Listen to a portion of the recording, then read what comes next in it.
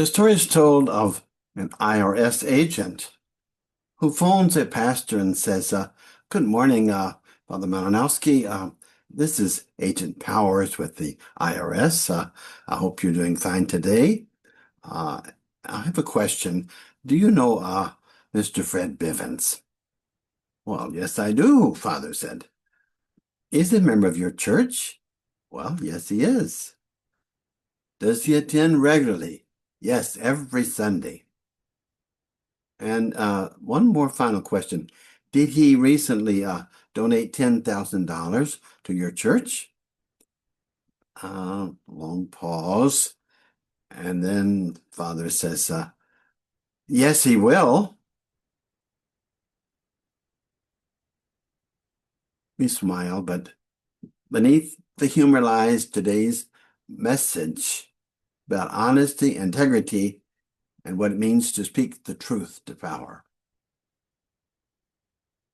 Jesus did this not to shame, but to love, to give himself completely, whatever the cost.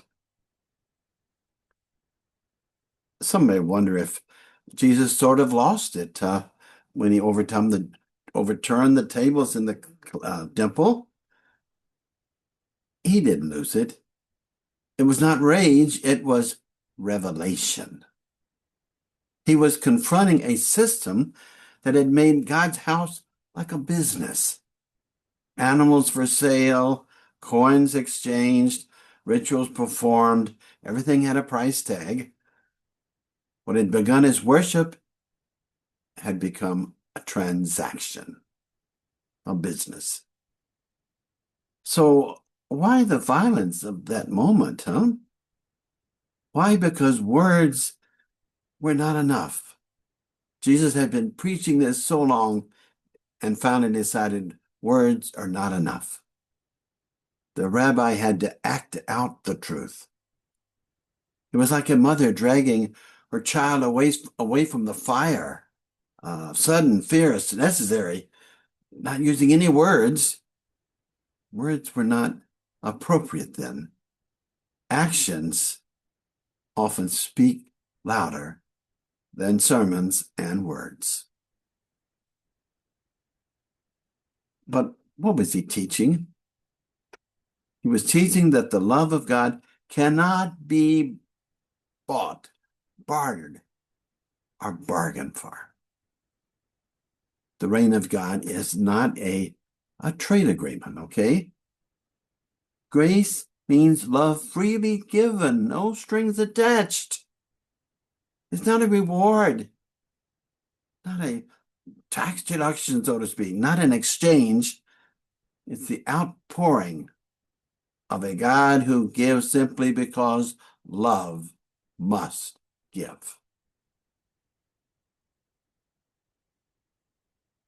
In that one act, Jesus ended an age of bargaining with heaven.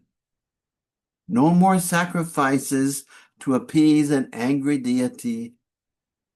He revealed a God whose very being is self-giving love.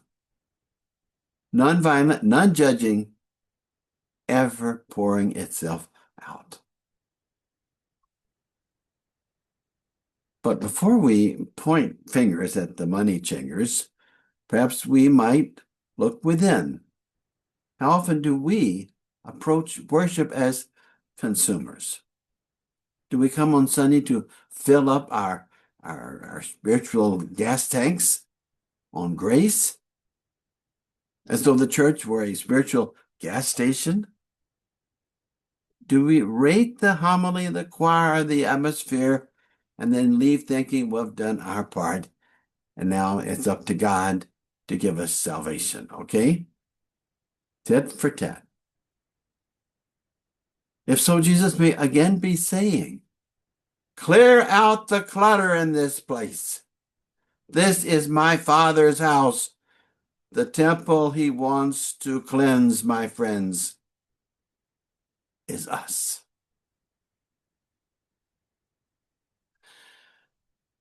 In the second reading, St. Paul reminds us, no one can lay a foundation other than the one that is there, Jesus Christ. He is not one foundation among many. He is the foundation. Upon him, we do not build our merit but our surrender. We no longer bargain with God. We belong to God. And so when we come to the Eucharist, let's leave behind the ledger books of merit and exchange. Let's receive what can never be earned, the freely given, unconditional love of God. If there's any deduction, so to speak, in reference to the first story, let it be the deduction of our ego's need to deserve grace and love. Then we will truly become what we receive in the Eucharist, the living temple of Christ's love, poured out for the healing of the world.